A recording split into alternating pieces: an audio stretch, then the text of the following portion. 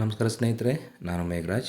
ಸ್ನೇಹಿತರೆ, assistant ಪ್ರೊಫೆಸರ್ಗೆ GK ಪಾರ್ಟಿಂದ ಯಾವ ಲೆವೆಲ್ನ questions ಕೇಳ್ತಾರೆ ಅನ್ನೋದನ್ನು ಈ ಒಂದು ವಿಡಿಯೋದಲ್ಲಿ ಸುಮಾರು ಎಷ್ಟು ಕ್ವಶನ್ ಸಾಧ್ಯ ಆಗುತ್ತೋ ಅಷ್ಟು ಕ್ವಶನ್ಗಳನ್ನು ಡಿಸ್ಕಷನ್ ಮಾಡೋದಕ್ಕೆ ನಿಮ್ಮ ಮುಂದೆ ಬಂದಿದ್ದೀನಿ. ಸೊ ಯಾರೆಲ್ಲ ನನ್ನ ಚಾನಲ್ನ ಸಬ್ಸ್ಕ್ರೈಬ್ ಮಾಡಿಲ್ಲ, ಸಬ್ಸ್ಕ್ರೈಬ್ ಮಾಡ್ಕೊಳ್ಳಿ ಅಂತ ಹೇಳ್ತಾ, ಮೊದಲನೇ ಪ್ರಶ್ನೆ ಹೀಗಿದೆ: ರಾಮನ್ ರಿಸರ್ಚ್ ಇನ್ಸ್ಟಿಟ್ಯೂಟ್ನ ಪ್ರಧಾನ ಕಚೇರಿ ಎಲ್ಲಿದೆ? ನಾನು ದಪ್ಪ ಅಕ್ಷರದಲ್ಲಿ ಅದನ್ನು ಮಾರ್ಕ್ ಮಾಡಿದ್ದೇನೆ. So that is what Bengaluru. Next ಎರಡನೇ ಪ್ರಶ್ನೆ ನೋಡಿ: ಯಾವ ನೆರೆ ದೇಶದ ಸಂಪೂರ್ಣ ಗಡಿಗೆ ಬೇಲಿಯನ್ನು ಹಾಕಲು ಭಾರತವು ನಿಯೋಜಿಸಿದೆ ಅಂತ ಹೇಳಿದೆ? So India plans to fence its entire border with Myanmar. ಮೂರನೇ ಪ್ರಶ್ನೆ: ಭಾರತದ UPI ಅನ್ನು ಮೊದಲು ಸ್ವೀಕರಿಸಿದ ಯುರೋಪಿಯನ್ ದೇಶ ಯಾವುದು ಅಂದರೆ ಅದು ಫ್ರಾನ್ಸು. ರೀಸೆಂಟಾಗಿ ಕಾಮಾಖ್ಯ ದೇವಾಲಯದ ಮೇಲೆ ಕೂಡ ಹಲವಾರು ಎಕ್ಸಾಮ್ಗಳಲ್ಲಿ ಕ್ವಶನ್ಸ್ ಕೇಳಿದ್ದಾರೆ. ಕಾಮಾಖ್ಯ ದೇವಾಲಯ ಭಾರತದ ಯಾವ ರಾಜ್ಯದಲ್ಲಿದೆ ಅಂದರೆ ಅದು ಅಸ್ಸಾಮಲ್ಲಿದೆ. ನೆಕ್ಸ್ಟು 10ನೇ ಪ್ರಶ್ನೆ: 1ನೇ ಫೆಬ್ರವರಿ 2024ರಲ್ಲಿ ಭಾರತದ ಹಣಕಾಸು ಸಚಿವರು ಮಂಡಿಸಿದುದು ಅಂತ. In 1st February 2024 finance minister of India presented interim ಬಜೆಟನ್ನು ಅವರು ಏನು ಮಾಡಿದರು? ಪ್ರಪೋಸ್ ಮಾಡಿದ್ದು. ನೆಕ್ಸ್ಟು ಡ್ಯಾಶ್ ಯೋಜನೆಯ ಯಶಸ್ವಿ ಸಾಧನೆಗಾಗಿ ಐಸ್ಲ್ಯಾಂಡ್ನ ಹುಸಾವಕ್ನಲ್ಲಿರುವ ಎಕ್ಸ್ಪ್ಲೋರೇಷನ್ ಮ್ಯೂಸಿಯಂ ವತಿಯಿಂದ ಇಸ್ರೋ ಸಂಸ್ಥೆಗೆ 2023ರ ಸಾಲಿನ ಲೀಫ್ ಎರಿಕ್ಸನ್ ಲೂನಾರ್ ಪ್ರಶಸ್ತಿ ನೀಡಲಾಗಿದೆ. ಅಂದರೆ ಅದು ಚಂದ್ರಯಾನ 3ಗೋಸ್ಕರ ಈ ಒಂದು ಪ್ರಶಸ್ತಿನ ನೀಡಲಾಗಿದೆ. ಸೊ ಲೀಫ್ ಎರಿಕ್ಸನ್ ಲೂನಾರ್ ಪ್ರಶಸ್ತಿ ಬಗ್ಗೆ ಗೂಗಲಲ್ಲಿ ಸರ್ಚ್ ಮಾಡಿ ಎಲ್ಲ ಮಾಹಿತಿನೂ ಕೂಡ ಸಿಗುತ್ತೆ.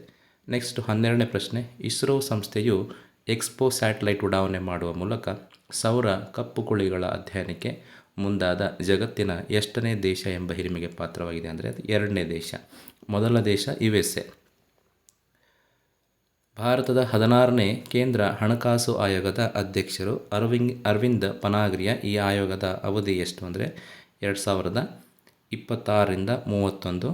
16ನೇ ಹಣಕಾಸು ಆಯೋಗ. 15ನೇ ಹಣಕಾಸು ಆಯೋಗ NK ಸಿಂಗ್ ಅವರಿದ್ದಾರೆ, ಅದನ್ನು ಚೂರು ನೋಡ್ಕೊಳ್ಳಿ. ನೆಕ್ಸ್ಟು 2023ನೇ ಸಾಲಿನ ಇಂದಿರಾ ಗಾಂಧಿ ರಾಷ್ಟ್ರೀಯ ಶಾಂತಿ ಪ್ರಶಸ್ತಿ ವಿಜೇತರು ಯಾರು ಅಂದರೆ ಇಲ್ಲಿ ಇಬ್ಬರು ವಿಜೇತರಿದ್ದಾರೆ, ಡೇನಿಯಲ್ ಬ್ಯಾರೆನ್ಹೋಮ್ ಮತ್ತು Ali Abdul Awad. So option D, A and B is the right answer. Next Uttara Kannada ಜಿಲ್ಲೆಯ ಖ್ಯಾತ ಹಿಂದೂಸ್ತಾನಿ ಗಾಯಕ ಪಂಡಿತ್ ಗಣಪತಿ ಭಟ್ ಹಾಸಣಗಿ ಅವರಿಗೆ ಪ್ರತಿಷ್ಠಿತ ತಾನ್ಸೇನ್ ಪ್ರಶಸ್ತಿಯನ್ನು ನೀಡಿದೆ. ತಾನ್ಸೇನ್ ಸಂಗೀತ ಉತ್ಸವವನ್ನು ಆಯೋಜಿಸುವ ರಾಜ್ಯ ಯಾವುದು ಅಂದರೆ ಅದು Madhya Pradesh is the right answer. So ಪ್ರಶ್ನೆಗಳು ಯಾವ ಥರ ಬರುತ್ತೆ ಅಂತ ಅದ್ರ ಮೇಲೆ ಫೋಕಸ್ ಮಾಡಿ. ಇದು ಜಸ್ಟ್ ಮಾಡಲ್ GK ಪೇಪರು. ಸೊ ಹಿಂದಿನ ಪ್ರಶ್ನೆಗಳಲ್ಲೆಲ್ಲ ಇದೇ ಥರ ಏರಿಯಾವನ್ನು ಫೋಕಸ್ ಮಾಡಿದ್ದಾರೆ, ಅದಕ್ಕೆ ಹೇಳ್ತಾ ಇದ್ದೀನಿ. ನೆಕ್ಸ್ಟು ಭಾರತದ ಸುಪ್ರೀಂ ಕೋರ್ಟ್ನ ಮುಖ್ಯ ನ್ಯಾಯಮೂರ್ತಿ DY ಚಂದ್ರಚೂಡ್ರವರು ಎಷ್ಟನೇ ಮುಖ್ಯ ನ್ಯಾಯಮೂರ್ತಿ? 50ನೇ ಮುಖ್ಯ ನ್ಯಾಯಮೂರ್ತಿ ಅವರು. ಸೊ 50ನೇದು. ಈಗ 51ನೇವರು ಸಂಜೀವ್ ಖನ್ನಾ ಅಂತ ಆಗಿದ್ದಾರೆ. ಸೊ ಮುಖ್ಯ ನ್ಯಾಯಮೂರ್ತಿಗಳ ಬಗ್ಗೆ ಕರ್ನಾಟಕ ಇರ್ಬೋದು, Karnataka high court, supreme court, international court ಅವೆಲ್ಲವನ್ನು ನೀಟಾಗಿ ಫೋಕಸ್ ಮಾಡಿ. ನೆಕ್ಸ್ಟು ಕ್ರಿಮಿನಲ್ ಕಾನೂನು 3 ಕೋಡ್ಗಳನ್ನು ಪರಿಶೀಲಿಸಲು 2020ರಲ್ಲಿ ರಚಿಸಲಾದ ಸಮಿತಿ ಏನು? IPC ಸೆಕ್ಷನ್ ಅಂತೆಲ್ಲ ಹೇಳ್ತೀವಲ್ಲ, ಈಗೆಲ್ಲ ಅವೆಲ್ಲ ಚೇಂಜ್ ಆಗಿದೆ. ಆ ಕಮಿಟಿಯ ಹೆಡ್ ಯಾರು ಅಂದರೆ ರಣಬೀರ್ ಸಿಂಗ್ ಸಮಿತಿ. ನೆಕ್ಸ್ಟು ಜಲಾಂತರ್ಗಾಮಿ ಪ್ರವಾಸೋದ್ಯಮವನ್ನು ಆರಂಭಿಸಿದ ರಾಜ್ಯ, the state that started submarine tourism, Gujarat ಈ ಒಂದು ಟೂರಿಸಮ್ ಸ್ಕೀಮ್ನ ಸ್ಟಾರ್ಟ್ ಮಾಡಿದೆ. ನೆಕ್ಸ್ಟು ಭಾರತದ ಅತಿ ದೊಡ್ಡ ಜೀವ ವಿಮಾ ಸಂಸ್ಥೆ ಲೈಫ್ ಇನ್ಶೂರೆನ್ಸ್ ಕಂಪ್ನಿ. ಮೊನ್ನೆ KS ಎಕ್ಸಾಮಲ್ಲೂ ಕೂಡ ಇದನ್ನು ಕೇಳಿದರು. ನೆಕ್ಸ್ಟು ಜಗತ್ತಿನ ಅತಿ ದೊಡ್ಡ ಧ್ಯಾನ ಕೇಂದ್ರವನ್ನು ಪ್ರಧಾನಿ ಮೋದಿಯವರು 2023 ಡಿಸೆಂಬರ್ 18ರಂದು ಉದ್ಘಾಟಿಸಿದರು. ಇದು ಇರುವ ಸ್ಥಳ ಯಾವುದು? ವಾರಣಾಸಿಯಲ್ಲಿ ಉದ್ಘಾಟನೆ ಮಾಡಿದರು. ಜಗತ್ತಿನ ದೊಡ್ಡ ಧ್ಯಾನ ಕೇಂದ್ರ ಅದು. ಇದನ್ನು ಅನುಕ್ರಮವಾಗಿ ಜೋಡಿಸಿ ಅಂತ ಬಂದಿದೆ ನೋಡಿ. ಈಗ ಸೈನ್ಸ್ ಬೇಸ್ಡ್ ಕ್ವಶನ್ಸ್ ಇದ್ದಾವೆ ಇಲ್ಲಿ.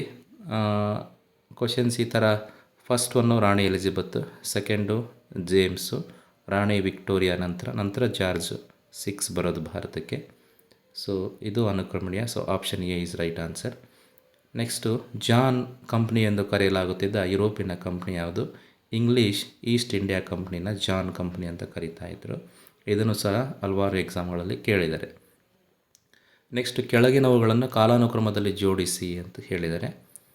ಇಲ್ಲಿ ಇದರ ಮೇಲೂ ಕೂಡ ಮೊನ್ನೆ KS ಕ್ವಶನ್ ಕೇಳಿದರು. ಸೊ GK ಅಂದ ತಕ್ಷಣ ಎಲ್ಲ ಎಕ್ಸಾಮ್ಗೂ ಕೂಡ ಕಾಮನ್ ಆಗಿರುತ್ತೆ.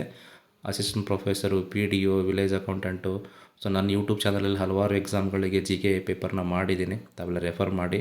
ಸೊ ಫಸ್ಟ್ ಬಂದು ಸೂರತ್ ವಿಭಜನೆ ಆಯಿತು 1905 1905 ಸೂರತ್ ವಿಭಜನೆ ಆಗುತ್ತೆ. ಸಾರಿ, ಬೆಂಗಾಲ್ ಡಿವಿಷನ್ 1904. ಸೂರತ್ ವಿಭಜನೆ ಬಂದು 1916 1906 ಆಗುತ್ತೆ ಐ ಥಿಂಕ್. ಸೊ ಫಸ್ಟ್ ಬಂದು ಸೂರತ್ ವಿಭಜನೆ. ನೆಕ್ಸ್ಟ್ ಮಿಂಟೋ ಮಾರ್ಲೆ ಸುಧಾರಣೆಗಳು 1909. ನೆಕ್ಸ್ಟ್ ಮಾಂಟೆಗೋ ಚೆಮ್ಸ್ಫರ್ಡು 1919. ಬಂಗಾಳದ ಇದು 1911 ಆಗುತ್ತೆ. So option 3 is the right answer. Next ಕೆಳಗಿನ ಯಾವ ದಿನವನ್ನು ಶೋಕಾಚರಣೆ ದಿನ ಮತ್ತು ರಕ್ಷಾಬಂಧನ ದಿನವನ್ನಾಗಿ ಆಚರಿಸಲಾಯಿತು ಅಂದರೆ ಅಕ್ಟೋಬರ್ 16, 1905. ಯಾಕಂದರೆ ಇಲ್ಲಿ ಬೆಂಗಾಲ್ ಡಿವಿಷನ್ ಆಯಿತು. ಸೊ ಬೆಂಗಾಲ್ ಡಿವಿಷನ್ ಆಗಿದ್ದಕ್ಕೆ ಇಲ್ಲಿ ಶೋಕ ದಿನಾಚರಣೆ ಅಂತ ಮಾಡ್ತಾರೆ. ನೆಕ್ಸ್ಟು ವಂಗಭಂಗ ಚಳವಳಿ ಎಲ್ಲಿ ನಡೆಯಿತು, ಯಾಕೆ ನಡೆದಿತ್ತು ಅಂದರೆ ಬಂಗಾಳದ ವಿಭಜನೆ ಆಯಿತು 1905. ಆವಾಗ ಅದರ ಅಪೋಸಿಷನ್ ಮಾಡೋದಕ್ಕೆ ನಡೆದಿದ್ದದು. ನೆಕ್ಸ್ಟ್ ಬಂಗಾಳ ವಿಭಜನೆ ರದ್ದು ಮಾಡಿದ ರಾಜ ಮತ್ತು ಗವರ್ನರ್ ಜನರಲ್ ಯಾರು? 5ನೇ ಜಾರ್ಜ್ ಮತ್ತು ಹರ್ಡಿಂಜ್ ಅಂಥೇಳಿ. ಹರ್ಡಿಂಜು ಗವರ್ನರ್ ಜನರಲ್ ಇದ್ದರು, 5ನೇ ಜಾರ್ಜು ರಾಜನಾಗಿದ್ದ. ಆ ಟೈಮಲ್ಲಿ ಬಂಗಾಳ ಡಿವಿಷನ್ನು 1911 ಏನಾಗುತ್ತೆ, ಅದು ಕೊನೆಗೊಳ್ಳುತ್ತೆ. ನೆಕ್ಸ್ಟ್ 28 ಮುಸ್ಲಿಮರಿಗೆ, ಸಿಖ್ಖರಿಗೆ, ಆಂಗ್ಲೋ ಇಂಡಿಯನ್ನರಿಗೆ ಪ್ರತ್ಯೇಕ ರಾಜಕೀಯ ಪ್ರಾತಿನಿಧ್ಯ ನೀಡುವ ಪ್ರತ್ಯೇಕ ಚುನಾವಣಾ ಮತಗಟ್ಟೆ ವ್ಯವಸ್ಥೆ ಜಾರಿಗೆ ತಂದ ಕಾಯ್ದೆ ಯಾವುದು ಅಂದರೆ 1919ನೇ ಕಾಯ್ದೆ ಅದು ಜಾರಿಗೆ ಬಂತು. ಭಾರತದ ನಾಗರಿಕ ಸೇವೆಗಳಿಗೆ ICS ಭಾರತೀಯರಿಗೆ ಮೆರಿಟ್ ಆಧಾರಿತ ಪ್ರವೇಶಕ್ಕೆ ಶಿಫಾರಸು ಮಾಡಿದ ಸಮಿತಿ ಯಾವುದು? ಮೆಕಾಲೆ ಸಮಿತಿ. ICS ಉತ್ತೀರ್ಣರಾದ ಮೊದಲ ಭಾರತೀಯರು ಯಾರು ಅಂದರೆ ಸತ್ಯೇಂದ್ರನಾಥ್ ಟ್ಯಾಗೋರ್. ಬಾಲ್ ಗಂಗಾಧರ್ ತಿಲಕ್ ಅವರಿಗೆ ಭಾರತೀಯ ಅಶಾಂತಿಯ ಪಿತಾಮಹ ಎಂಬ ಬಿರುದನ್ನು ನೀಡಿದವರು ವ್ಯಾಲೆಂಟೈನ್ ಚೆರೋಲ್ ಅಂಥೇಳಿ. ಭಾರತೀಯರಿಗಾಗಿ ಎಂಬ ಘೋಷಣೆ ನೀಡಿದ ಸಮಾಜ ಸುಧಾರಕರು ಯಾರು? ದಯಾನಂದ ಸರಸ್ವತಿ ಅವರು. ನೆಕ್ಸ್ಟು ಸಂಗಮ್ ಯುಗದಲ್ಲಿ ವೆಲ್ಲಾಳರು ಎಂದರೆ ರೈತರನ್ನ ವೆಲ್ಲಾಳರು ಅಂತ ಕರೀತಾಯಿದ್ರು. ಸುಳ್ಳು ಆರೋಪದ ಮೇಲೆ ಮಹಮ್ಮದ್ ಗವಾನನಿಗೆ ಮರಣ ಶಿಕ್ಷೆ ವಿಧಿಸಿದ ಬಹಮನಿ ಸುಲ್ತಾನ 3ನೇ ಮಹಮ್ಮದ್. ಯಾವ ಶಾಸನವು 3 ಹಂತದ ಪಂಚಾಯತ್ ರಾಜ್ ವ್ಯವಸ್ಥೆಗೆ ಸಾಂವಿಧಾನಿಕ ಸ್ಥಾನಮಾನವನ್ನು ನೀಡುತ್ತದೆ ಅಂದರೆ 73ನೇ ಸಂವಿಧಾನಿಕ ತಿದ್ದುಪಡಿ 1993, 73rd ಕಾನ್ಸ್ಟಿಟ್ಯೂಷನಲ್ ಅಮೆಂಡ್ಮೆಂಟ್ ಮತ್ತು 1993 ಆಗಿದ್ದದು. ಈ ಕೆಳಗಿನ ಯಾವ ಜೋಡಿ ತಪ್ಪಾಗಿದೆ ನೋಡಿ. ಪ್ರೈರಿಸು ನಾರ್ತ್ ಅಮೆರಿಕಾ ಸರಿ ಇದೆ, ಪಂಪಾಸು ಆಸ್ಟ್ರೇಲಿಯಾದಲ್ಲಿ ಬರಲ್ಲ, ಸವನ್ನಾ ಆಫ್ರಿಕಾ, ಸ್ಟೆಫಿಸು ಯುರೇಸಿಯಾ. ಕೆಳಗಿನ ಯಾವ ನದಿ ಬೆಳಗಾವಿ ಜಿಲ್ಲೆಯಲ್ಲಿ ಹರಿಯೋದಿಲ್ಲ ಅಂತ ಕೇಳಿದರೆ ಭೀಮಾ ನದಿ ಬೆಳಗಾವಿ ಜಿಲ್ಲೆಯಲ್ಲಿ ಹರಿಯೋದಿಲ್ಲ. ಅದು ಕೆಳಗಿನ ಯಾವ ದ್ವೀಪಗಳಿಗೆ, ಇದು ಭೀಮಾ ನದಿ ಬಂದು ವಿಜಯನಗರ ಆಗುತ್ತೆ, ವಿಜಯಪುರ. ಸೊ ಕೆಳಗಿನ ಯಾವ ದ್ವೀಪಗಳಿಗೆ ಆ್ಯಂಟಲೀಸ್ ಐಲ್ಯಾಂಡ್ಸ್ ಅಂತ ಕರೆಯಲಾಗಿತ್ತು ಅಂದರೆ ಕೆರಿಬಿಯನ್ ದ್ವೀಪಗಳನ್ನು ಆ್ಯಂಟಲೀಸ್ ಅಂತ ಕರೆಯಲಾಗುತ್ತೆ. ಗ್ರ್ಯಾಂಡ್ ಕ್ಯಾನಿಯನ್ ಯಾವ ನದಿಯಿಂದ ಉಂಟಾಗಿದೆ ಅಂದರೆ ಕೊಲರಾಡೋ ನದಿಯಿಂದ ಉಂಟಾಗಿದೆ. ಕೆಳಗಿನವುಗಳಲ್ಲಿ ಯಾವುದು ಮಡಿಕೆ ಪರ್ವತಗಳಾಗಿದೆ ಅಂದರೆ ರೀಸೆಂಟಾಗಿ ಫಾರ್ಮೇಷನ್ ಆಗಿರೋ ಇವೆಲ್ಲ ಹಿಮಾಲಯ ಪರ್ವತಗಳು, ಆಲ್ಪ್ಸ್ ಪರ್ವತಗಳು ಮತ್ತು ರಾಕಿ ಪರ್ವತಗಳು. ಅಷ್ಟು ಹೌದು. ಸೊ ಮೇಲಿನ ಎಲ್ಲ ಉತ್ತರಗಳು ಸರಿಯಾಗಿದೆ. ಧಾರವಾಡ ಜಿಲ್ಲೆಯಲ್ಲಿ ಉಗಮವಾಗುವ ಈ ನದಿ ಪಶ್ಚಿಮಾಭಿಮುಖವಾಗಿ ಹರಿಯುತ್ತದೆ ಅಂದರೆ ಶಾಲ್ಮಲಾ ನದಿ. ಅದು ಕರ್ನಾಟಕದಲ್ಲಿ ಪ್ರಸ್ತುತ ಇರುವ ರಾಮ್ಸಾರ್ ತಾಣಗಳ ಸಂಖ್ಯೆ ಎಷ್ಟು? 4 ಇದೆ. ಈ ಸರಿ ಒಂದು ಹೌದು 4 ಇದೆ. ಉತ್ಕಲ್ ಮೈದಾನವು ಯಾವ 2 ನದಿಗಳ ಮಧ್ಯೆ ಕಂಡುಬರುತ್ತೆ ಅಂದರೆ ಸುವರ್ಣರೇಖಾ ಮತ್ತು ಋಷಿಕುಲ್ಯ. ಭಾರತದ ಹಳೆಯ ಪರ್ವತ ಶ್ರೇಣಿ ಯಾವುದು ಅಂದರೆ ಅರಾವಳಿ ಬೆಟ್ಟಗಳು. ಕೈಗಾ ಯಾವುದಕ್ಕೆ ಪ್ರಸಿದ್ಧಿಯಾಗಿದೆ ಅಂದರೆ ತಮಗೆಲ್ಲ ಗೊತ್ತಿದೆ, ಆಟೋಮಿಕ್ ಎಲೆಕ್ಟ್ರಿಕ್ ಸ್ಥಾವರ. ಅದು ಆಟೋಮಿಕ್ ಎಲೆಕ್ಟ್ರಿಕ್ ಪವರ್ ಪ್ಲ್ಯಾಂಟ್. ಅದು atomic electric power plant. Golden chariot ಅನ್ನೋದು ಒಂದು ಐಷಾರಾಮಿ ರೈಲ್ವೆ, ಅಟಲ್ ಬಿಹಾರಿ ವಾಜಪೇಯಿ ಅವರಿದ್ದಾಗ ಬಿಟ್ಟಂಥ ರೈಲ್ವೆ ಅದು. ನೆಕ್ಸ್ಟು ತೋಡಾ ಬುಡಕಟ್ಟು ಜನಾಂಗದ ಮೇಲೂ ಮೊನ್ನೆ ರೀಸೆಂಟಾಗಿ ಕ್ವಶನ್ ಕೇಳಿರೋ. ತೋಡಾ ಬುಡಕಟ್ಟು ಜನಾಂಗ ತಮಿಳ್ನಾಡಲ್ಲಿ ಬರುತ್ತೆ, ನೀಲಗಿರಿ ಬೆಟ್ಟಗಳಲ್ಲಿ ಕಂಡುಬರುವಂಥ ಒಂದು ಬುಡಕಟ್ಟು ಜನಾಂಗ ಅದು. ನೆಕ್ಸ್ಟು ಕೆಳಗಿನವುಗಳಲ್ಲಿ ಯಾವುದು ಖಂಡಾಂತರ ದ್ವೀಪಗಳಿಗೆ ಉದಾಹರಣೆಯಾಗಿಲ್ಲ? ಖಂಡಾಂತರ ದ್ವೀಪಗಳು ಅಂದರೆ ಬೇರೆ ದ್ವೀಪಗಳಿಂದ ಡಿವೈಡ್ ಆಗಿ ಬಂದಿರೋವಂಥದ್ದು. ಸೊ ಲಕ್ಷದ್ವೀಪ ಅಲ್ಲ, ಅದು ಭಾರತದ ಒಂದು ಭಾಗವಾಗಿತ್ತು. ಸೊ ಲಕ್ಷದ್ವೀಪ ಎಲ್ಲ ಉಳಿದಂಗೆ ಮಡಗಾಸ್ಕರು, ತಾಸ್ಮೇನಿಯಾ, ಗ್ರೀನ್ಲ್ಯಾಂಡ್ 3 ಕೂಡ ಖಂಡಾಂತರ ಕಾಂಟಿನೆಂಟಲ್ ಡ್ರಿಫ್ಟ್ ಥಿಯರಿ ಅಂತ ಬರುತ್ತೆ. ಜಿಯೋಗ್ರಫಿಲಿ ಅದನ್ನು ಸ್ವಲ್ಪ ರೆಫರ್ ಮಾಡಿ. ಒಂದೇ ಪ್ರಮಾಣದ ಮಳೆ ಪಡೆಯುವ ಸ್ಥಳಗಳನ್ನು ನಕ್ಷೆ ಮೇಲೆ ಸೇರಿಸಲು ಎಳೆಯುವ ರೇಖೆಗಳಿಗೆ ಏನಂತ ಕರೀತಾರೆ? ಐಸೋಹೈಟ್ಸ್. ಒಂದೇ ಥರ ಮಳೆ ಬೀಳ್ತಾ ಇರುತ್ತೆ, ಆ ಪ್ರದೇಶಗಳನ್ನು ಸೇರಿಸೋದಕ್ಕೆ ಒಂದು ಪಾಯಿಂಟ್ ಇದೆ ಜಿಯೋಗ್ರಫಿಲಿ, ಅದು ಐಸೋಹೈಟ್ಸ್ ಅಂತ ಕರೀತಾರೆ. ಶೀತ ಮತ್ತು ಉಷ್ಣ ಸಾಗರ ಪ್ರವಾಹಗಳು ಸಂಧಿಸುವ ಜಲಭಾಗ ಸಾಮಾನ್ಯವಾಗಿ ಯಾವುದಕ್ಕೆ ಪ್ರಸಿದ್ಧಿಯಾಗಿದೆ ಅಂದರೆ fishing. A body of water where cold and warm ocean current meet is and famous for ಮೀನುಗಾರಿಕೆ, ಫಿಶಿಂಗಿಗೆ ಫೇಮಸ್ ಆಗಿದೆ. ಕ್ರಯೋಜೆನಿಕ್ ಎಂಜಿನ್ಗಳ ಉಪಯೋಗ ಕಂಡು ಬರೋದು. ಈ ಒಂದು ಕ್ವಶನ್ನ 2016ರಲ್ಲೇನೋ GFGC ಕ್ವಶನಲ್ಲೇ ಕೇಳಿದ್ದಾರೆ. ಇದು ರಾಕೆಟ್ ತಂತ್ರಜ್ಞಾನದಲ್ಲಿ ಕೇಳ್ತಾರೆ. ಟೊಮೊಗ್ರಫಿ ಇದಕ್ಕೆ ಸಂಬಂಧಪಟ್ಟಿದೆ ಅಂದರೆ ಎಕ್ಸ್ರೇ ಕಿರಣಗಳು. 1 ಕಿಲೋವ್ಯಾಟ್ ಬಾರ್ ಗಂಟೆ ಇದರ ಘಟಕ. 1 kilowatt hour is the SI unit of energy. ಇಬ್ಬರು ಚಂದ್ರನ ಮೇಲೆ ಮಾತನಾಡುತ್ತಾರೆ ಅಂದರೆ ಏನಾಗುತ್ತೆ? ಅಲ್ಲಿ ಸೌಂಡ್, ಚಂದ್ರನ ಮೇಲೆ ಸೌಂಡ್ ಕೇಳೋಕ್ಕಾಗೋದಿಲ್ಲ. ದಟ್ ಮೀನ್ಸ್ ಅಲ್ಲಿ ಗಾಳಿ ಇಲ್ಲ ಅಂತಾಯಿತು. ಭೂಮಿ ಮತ್ತು ಸಮುದ್ರದ ಗಾಳಿಗೆ ಕಾರಣ ಏನಾಗುತ್ತೆ? ಶಾಖದ ಪರಿವರ್ತನೆ, ಕನ್ವರ್ಷನ್ ಆಫ್ ಹೀಟು ಭೂಮಿ ಮತ್ತು ಸಮುದ್ರದ ಗಾಳಿಗೆ ಕಾರಣ ಆಗುತ್ತೆ.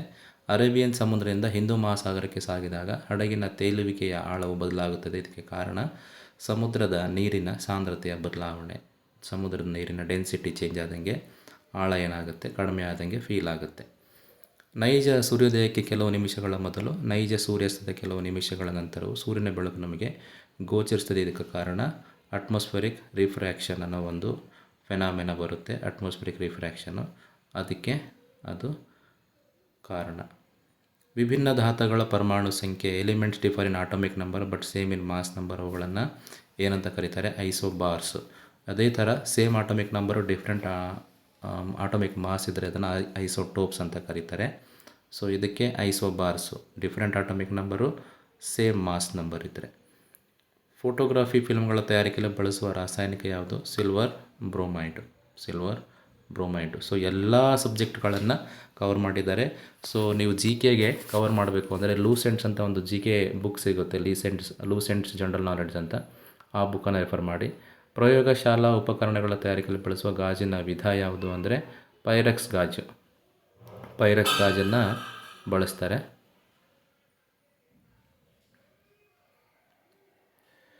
ಅರೆವಾಹಕಗಳಿಗೆ ಉದಾಹರಣೆ ಯಾವುದು? Silicon, germanium.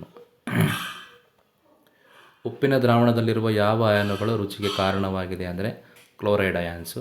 ಬೆಳ್ಳಿಯ ರಾಸಾಯನಿಕ ಸಂಕೇತ Ag. ಕೆಳಗಿನ ಯಾವ ಪ್ರಾಣಿಯು ಗೋರಸನ್ನು ಹೊಂದಿರೋದಿಲ್ಲ ಅಂದರೆ ಕಾಲಿಗೆ ಇದಿರುತ್ತಲ್ಲ, ಅದಿರಲ್ಲ. ಕಾಲಿಗೆ ದನ